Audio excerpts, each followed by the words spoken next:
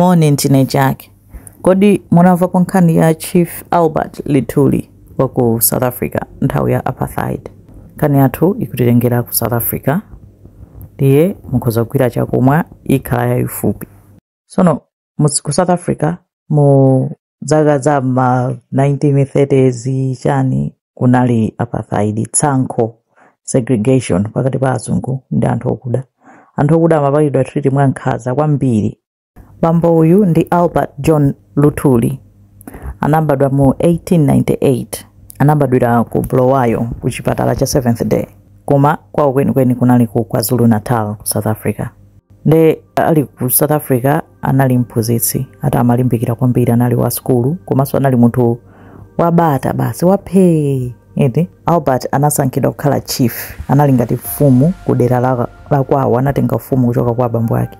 Ndi anali munthu wopasidwa ulemu kwambiri, atolo ufumu wakewo, anali basi munthu wopeza, amamuchita describe kuti okondedwa kwambiri, anali calm, wise and humble. Sanali soldier, amangopanga lead anthu mwanzeru. Koma ma 1930s ataona mene azungu amapangira nkhanza anthu okuda, anachita decide kuti achite join politics, kuti ayesere kuthandiza kumenya nawo nkhondo yothandiza kuteteza ndi kupatsa ufulu anthu okuda. Koma nkhondo ya Albert sinali yazibakera kapena mifuti.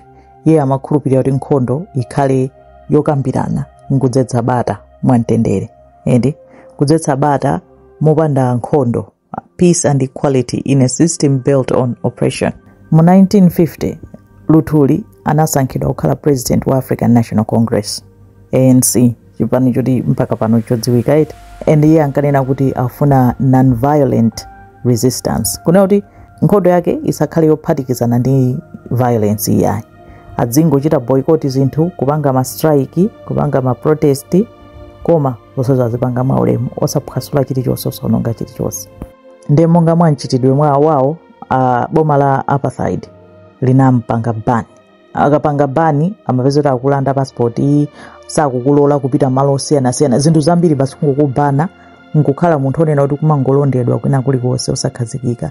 Zofanana ndi zija adampanga Stephen Biko zija. Koma iyeyo sanasinthe, amapitirizabe kumenyera ufulu. Mu 1960 kunapangika Sharpeville massacre. Anthu okuda anaphedwa, azungu atangobwera ndi kuwawombera ku Sharpeville. Chifukwa chonena kuti amapanga mademo, amatsutsana ndi zomwe boma la nkhanza limachita. Ndi kunaphedwa anthu 91. Lutuli ananena kuti tisapange nkhondo. Ata ananena kuti tipemphere, komanso anaocha government passbook yake kusonyeza defiance. Ananena kuti tisapange nkhondo. Samafuna kuti anthu ambiri afe. Amaona kuti pali njira zina zowasonyezera kunena kuti tikumenya ufulu opanda ndewu kapena nkhondo. Ndi dziko limaona ndithu kuti nzibamboyi akuchita lead anthu koma akudana ndi violence. Akupanga zinthu za mtendere. Ndi anapezeka kuti mu 1961 Albert Lutuli analandira Nobel Peace Prize. Kunena kuti munthu uyu ndi munthu wa mtendere kwambiri. Anali munthu woyamba wachikuda kulandira Nobel Peace Prize. Komano zinampangitsa kuti achuke no even more. Zinampasa attention no even more, kunena kuti anthu kumampasa no ulemu kwambiri. Ndezi sizinalikonde boma la chitsamunda la apartheid, la tsankho la ku South Africa la nthawi imeneyo.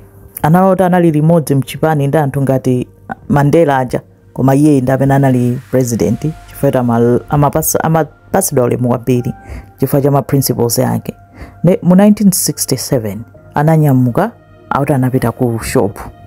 Ata anayankhula ndi mkazi wake kumutsanzika kuti ndikupita ku shop, ata amakonda kupita ku daily, amayenda ulendo umenewo apita abwerera.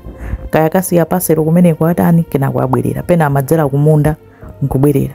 Ndati mkazi acha anamuchonderera kuti kodi tsiku lililonse mmabwera mutatopa nthawi zonse sangokhala lero bwanji tapumani.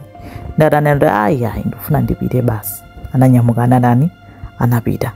Ata nakafikadi ku grocery kumene amapita nthawi zonse kenako ananena kuti ndikupita kaye kumunda, ndikamachoka kumundako nditaniso ndikhota ndidzera. Ndananyamuka kuchoka kuti akupita kumunda kuja. Pobwerera pamene akuti ata anagundidwa ndi train. Anthu wagundidwa ndi train? Wagundidwa bwanji ndi train? Abale ake kumva ali kuchipatala chani, mwana wake onse kuthamanga kuti apite umene uchanampeza sali bwino, ali half chikomokere half ine koma. zazoti makhanga takuti ngati akudzidzimuka uko koma atavulala koopsa akuti wagundidwa ndi train. Nde anthu ananena kuti mukunama, munthu uyu waphedwa paja mukumapanga zimenezi kumapha anthu nkumanama kuti achita ngozi. Mene zinachitikira za Steve Biko uja paja Steve Biko so adanena kuti wachita kugwa pa mastairs kaya watani. Kenako inapezeka kuti mpaka na ruling, official ruling ukhala nayo kuti wagundidwa ndi train. Driver wa train kubwera kukapereka umboni kukanena kuti zoona ndi ndagunda munthu mpaka naimisa train nkupita ukayang'ana tampeza kuti tatani tavulaza munthu pamene taitana anthu kuti apite naye ku chipatala. Anakanena testimony pa inquest kunena kuti zinatere zinatani. Nkhani inathera pomwepo koma panali chikayiko dzaka zonsezi kunena kuti no munthu uja chilipo. Official day yomwe anamwalira Luthuli inali pa 21 July 1967 lomwe ananena kuti apanga ngozi. Nde nkhanicha yapezeka kuti yabwereranso kuchokera 2024 pamene akhala akufufuza kunena kuti kodi anthu wazomwe zinachitika zenizeni njani chilungamo chambe kutuluka. Nde High Court ya KwaZulu Natal inayambanso kuyang'ana imfa yomwe report ya imfa imene inatuluka yokhudza Luthuli.